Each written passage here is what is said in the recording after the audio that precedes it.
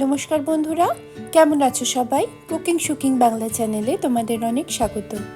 আজকে আমি রান্না করব শঙ্কর মাছের ঝাল। আমি কিন্তু এই প্রথমবার এই মাছটা রান্না করছি। বাজারে সেদিন খুব ভালো শঙ্কর মাছ উঠেছিল, দোকান থেকেই এরকমভাবে চৌকো চৌকো করে কেটে দিল। সেগুলোকে খুব ভালো করে ধুয়ে পরিষ্কার করে নিলাম। এবার যে পদ্ধতিতে আমার শাশুড়ি মা পরিষ্কার করতো সেভাবেই করে নিচ্ছি।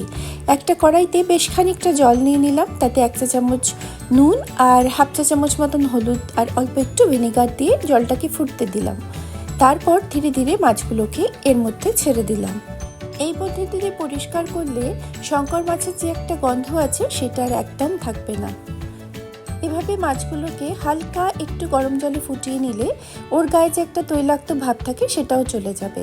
যতক্ষণ মাছটা রেডি হচ্ছে ততক্ষণ 7-8টা শুকনো লঙ্কা বা তোমরা তোমাদের স্বাদ মতো শুকনো লঙ্কা নিয়েও আমি একটু গরম জলে ভিজিয়ে নিলাম। এটাকে মিক্সিতে বেটে নেব। মাছটা দেখো হয়ে গেছে। এটাকে একটা জালির মধ্যে জল ঝরতে দিয়ে দিলাম। সম্পূর্ণভাবে জলটা ঝরে গেলে তবেই রান্নার পরবর্তী পর্যায়ে যাওয়া যাবে। যতক্ষণ মাছটা জল ঝরছে চলো দেখে নিই আর কি দেব। 7-8টা কাঁচা লঙ্কা এভাবে মিক্সিতে বেটে নিয়েছি, আর নিয়েছি 2টো মিডিয়াম সাইজের পেঁয়াজ, ওটাকেও মিক্সিতে বেটে নিয়েছি, আর ওই শুকনো লঙ্কা বাটা আর 1 চা চামচ করে আদা বাটা রসুন বাটা। একটা পাত্রে বেশ খানিকটা সর্ষের তেল নিয়ে নিলাম। তেলটা বেশ গরম হয়ে গেলে আঁচটা কমিয়ে ধীরে ধীরে মাছগুলোকে ছেড়ে দিলাম। এই মাছ ভাজার সময় খেয়াল রাখতে হবে, এই মাছ কিন্তু ওই বোয়াল আর এরকম মাছের মতন ফোটে, তাই অবশ্যই ঢাকা দিয়ে মাছগুলোকে ভাজতে হবে। মাছ ভাজা হয়ে গেলে সেটা একটা পাত্রে তুলে রেখে সেই তেলেই দিয়ে দিলাম 1 চা চামচ জিরে ফোড়ন হিসাবে। ফোড়নটা সুন্দর গন্ধ বেরোলে তাতে প্রথমেই দিয়ে দেব আদা আর রসুন বাটাটা, কারণ এই রান্নায় আদা আর রসুন বাটার গন্ধটা খুব ভালো লাগে। তারপর একে একে দিয়ে দেব শুকনো লঙ্কা বাটা আর কাঁচা লঙ্কা বাটাটা। মিনিট খানেক ধরে এই মশলাটা ভাজা হয়ে গেলে দিয়ে দেব বেটে রাখা পেঁয়াজ। পরবর্তী 2-3 মিনিট ধরে পেঁয়াজটাকে ভালো করে ভেজে নিতে হবে। এই সময় গ্যাসের আঁচটা মিডিয়াম টু হাইতে রাখলেই ভালো। পেঁয়াজটা হালকা ভাজা হয়ে গেলে তাতে দিয়ে দেব স্বাদ মতন লবণ, হাফ চা চামচের একটু বেশি হলুদ আর 1 চা চামচ কাশ্মীরি লাল লঙ্কার গুঁড়ো। এতে ঝোলের রঙটা খুব সুন্দর লাল হবে। এবার মিডিয়াম আঁচে মশলাটাকে ততক্ষণ ভেজে নিতে হবে যতক্ষণ না মশলা থেকে কাঁচা গন্ধটা চলে যায় আর সাইড থেকে তেল ছেড়ে যায়।